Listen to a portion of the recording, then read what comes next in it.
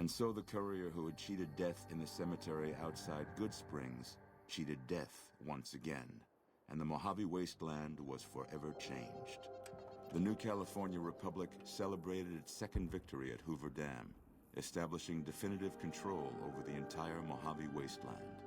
Soon after, they negotiated terms to annex the Strip, Freeside, and many surrounding communities. The Mojave Wasteland, at long last, had entirely fallen under the NCR's banner. The courier, fair and even-handed in her dealings throughout the wasteland, was honored by the NCR for her support of the military at Hoover Dam. She was presented with the Golden Branch, the highest civilian decoration given by the Republic. Though some super mutants in Nightkin continued to journey to the legendary Utopia, they found little trace of its existence. Some eventually found their way to Jacobstown, but many wandered off into the wastes, confused and disheartened. Still grappling with self-doubt over his usefulness in the face of old age, Raul was never able to find peace with himself. Eventually, he left the Mojave and assumed a new name, as he had done so many times before. With the help of the Gunrunners, the Boomers developed a healthy trading relationship with the NCR. Eventually, the Boomers began wandering out into the wasteland while still preventing outsiders from entering Nellis. The Brotherhood and the NCR in the Mojave Wasteland declared an official truce, despite continued hostilities between the two in the West. As per their agreement, the NCR handed over all suits of salvaged power armor, and in return, the Brotherhood helped patrol I-15 and Highway 95. The peace with NCR served to ease Veronica's worries about the Brotherhood's immediate future.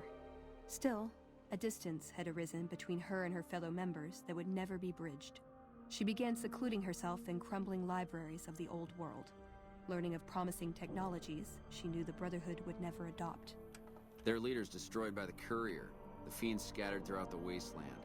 Without the organization of Motor Runner, Cook, Violet, and Driver Nephi, they were easy prey.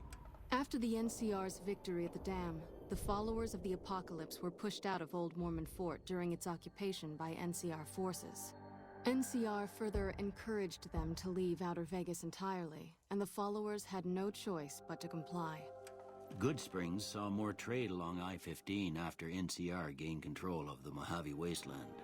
But with that came a heavy burden of the Republic's taxes. Some old-timers, unable to handle the cost, were forced to move on, grumbling all the while. During the Battle of Hoover Dam, the Great Khans quickly evacuated Red Rock Canyon and headed north and east into the plains of Wyoming. There, they reconnected with the followers of the Apocalypse and rebuilt their strength.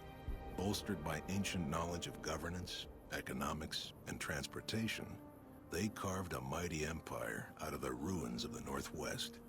With no cure for the Nightkin schizophrenia in sight, the disgruntled Nightkin left Jacobstown. Without a treatment, their insanity grew. The crazed Nightkin terrorized the wasteland, and Jacobstown suffered repeated reprisals from mutant-hating humans. In the end, the surviving mutants abandoned Jacobstown entirely, its existence quickly forgotten by the rest of the wasteland. After the NCR victory at Hoover Dam, the temporary truce between them and the Kings blossomed into a full-scale relief effort for the people.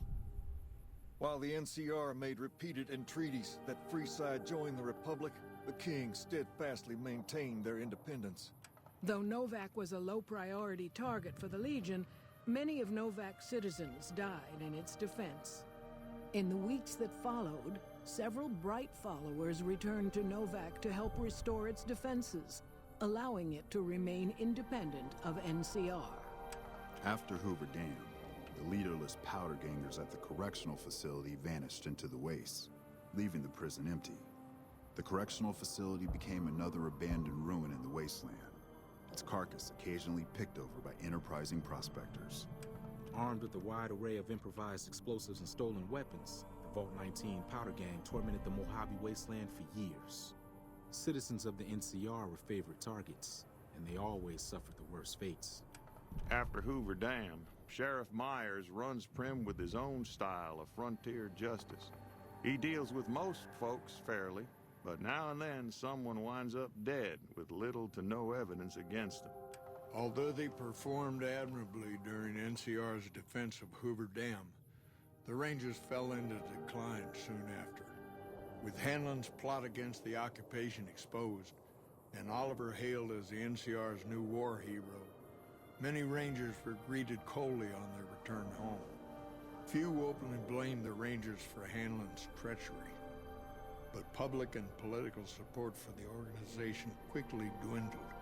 And so the Courier's Road came to an end, for now. In the new world of the Mojave Wasteland, fighting continued, blood was spilled, and many lived and died just as they had in the old world. Because war never changes.